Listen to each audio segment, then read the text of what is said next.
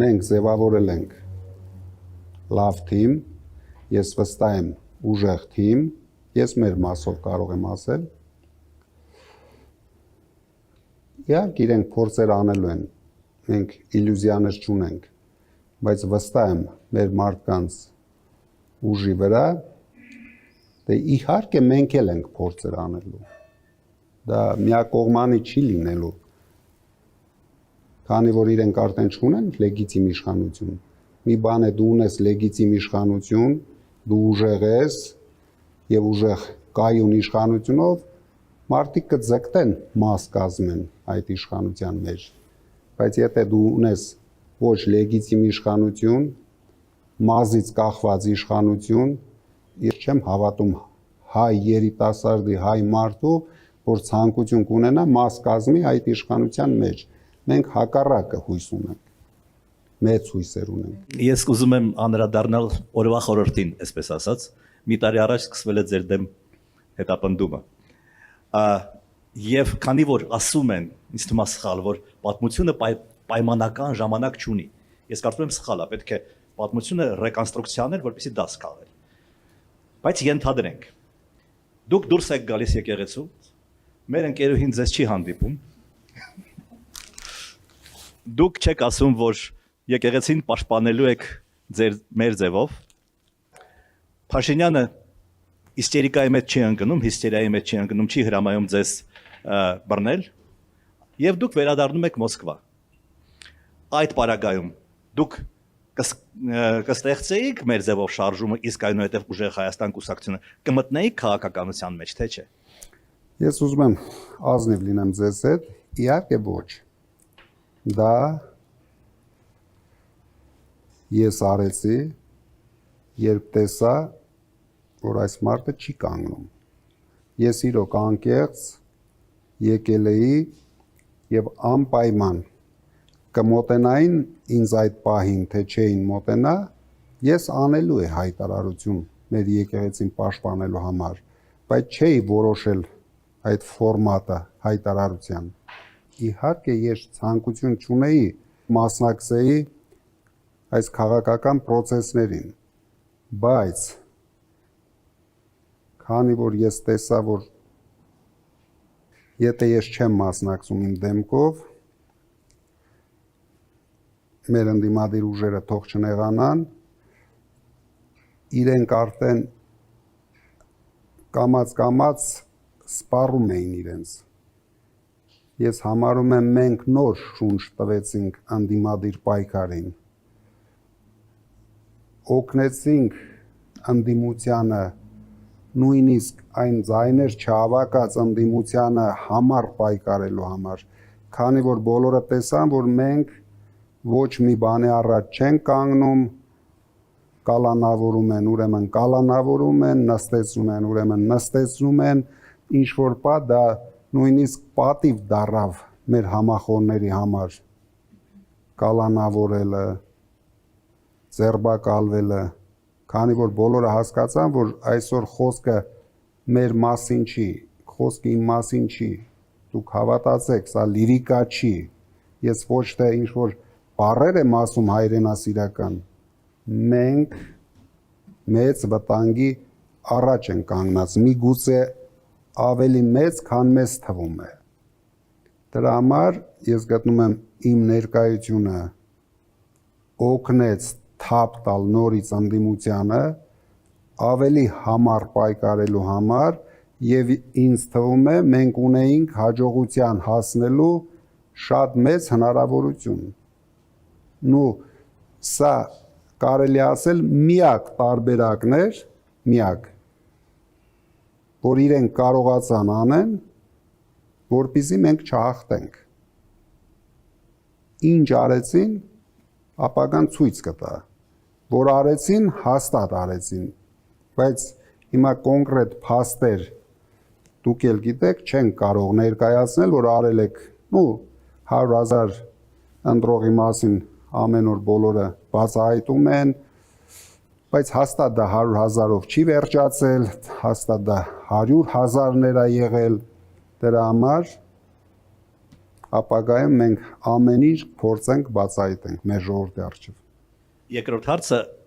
դուք ասացիք թե ինչու են մարդիկ անկեղծորեն քվեարկել ԿՊ-ին եւ նշեցիք թոշակառուների կամ 65+ մարդկանց, որոնք պետք է օգտվեն իբր ապահովագրությունից, դա ճիշտ է։ Բայց ես մի պատմություն պատմեմ, խնդրում եմ մեկնաբանել։ Հայաստանի գյուղերից մեկը ոչ ծերը։ Գալիս են մարդիկ Մոսկվայից, Ռուսաստանից։ Գալիս են մարդիկ, որոնք հաջողություններ են ունեցել բիզնեսում, որոնք ապահոված են, հարուստ են։ Գալիս են մարդիկ այդ գյուղի նախկին բնակիչները, որոնք 90-ականներին գնացել են եւ սկսում են աշխատել հոգուտ ուժեղ Հայաստանի։ Մնացած գյուղացիները, որոնք 30 տարի ստեղ ապրել են, 35 տարի ստեղ ապրել են, նրանք զմայլված չեն Փաշինյանով, բայց տեսնելով այդ մարդկանց, տեսնելով, որ այդ մարդիկ հաջողությունների են հասել, իրենց ջգրուն ներեցեն արտահայտությանս, քվեարկում են ԿՊ-ին, ասելով մենք ստեղ 30 տարի տանջվում ենք, տարապում ենք, խոպան ենք գնում, մի կոպետ չենք աշխատում, իսկ դուք ահա ստացել եք այդ բոլոր հնարավորությունները եւ եկել եք։ Մենք աղքատ ենք, դուք հարուստ եք։ Ես այդ տրամաբանությունը չեմ ընդունում, բայց ես կարծում եմ շատերի մոտ այդ տրամաբանությունը կար։ Խնդրում եմ դա մեկնաբանել։ Նայեք, շատ է գերագնահատված Ռուսաստանից եկած մարդկանց թեզը։ Դա նույնպես ԿՊ-ի նարատիվներ, որ մտցրեցին հայ ժողովրդի մեջ։ Բոլորս հասկանում ենք, վերջը դուք լրագրողներ եք, կարող եք ընդամենը 1 ժամում ստուգեք անցյալ տարի այս ժամանակահատվածում ինչքան հայեր են եկել Ռուսաստանից Հայաստան եւ այս տարի ինչքան հայեր են եկել։ Դուք տեսնեք, որ տարբերություն չեք տեսնելու։ Ես չեմ բացառում, որ եկել են հայեր հատուկ ընտրությունների, եկել են մարդիկ իրենց ցանկությամբ են եկել։ Հիմա իմ բոլոր ընկերները եկել են։ Ես դա չեմ թաքցնում։ Բայց դա բացարձակ կապ չունի Ռուսաստանի իշխանությունների հետ։ Հիմա իմ ընկերները եթե չգային, չկանգնեին, նրանք ոչ թե եկել են ընտրությունների, բոլոր մեր հանրահավաքներին են եկել։ Բոլոր առաջի օրից դատարանների դիմաց նրանք դա բերել, փաթաթել մեր վրա, որ Ռուսաստանից մարդիկ գալիս են հատուկ մեզ ընտրելու, միգուցե եկել են հատուկ մեզ ընտրելու, բայց դա չի եղել ոչ մի համակարգված process, դա այն թեզերից մեկն էր, որ իրենք փաթաթեցին մեր ժողովրդի վրա, իրենք ինչ արեցին, կարելի ասել 3 թեզով հարվածեցին մեզ։ Առաջինը, որ մենք հավաքում ենք զայները Քոչարյանի համար։ Դուք կարող եք ստուգել ամբողջ շրջաներում դա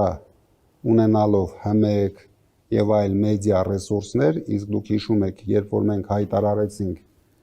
ուժեղ Հայաստան կուսակցության մասին, մենք չենք ունեցել ոչ մի հատ մեդիա ռեսուրս, ոչ մի հատ։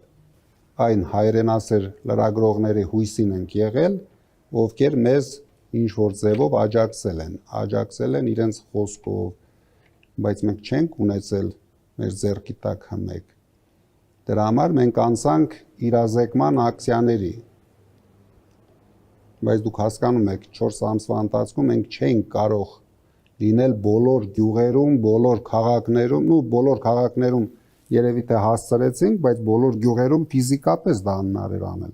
Դրա համար նույնիսկ այդքան մեծ աղմուկ բարձրացնելուց հետո մեր կուսակցության ճանաչելիությունը հունիսի 7-ի դրությամբ մոտարապես 80% էր։ Այսինքն ինձ որպես Սամվել Կարապետյան ճանաչում էին 95% բնակչության, բայց կուսակցությանը ճանաչում էին 80%-ը։ Այսինքն մենք մեր 80%-ով պայքարում էինք ԿՊ-ի 93% ճանաչելիության եւ ամբողջ մեդիա ռեսուրսի դեմ։ Սա մեկ մտցրեցին, Ռուսաստանից բերած հայերին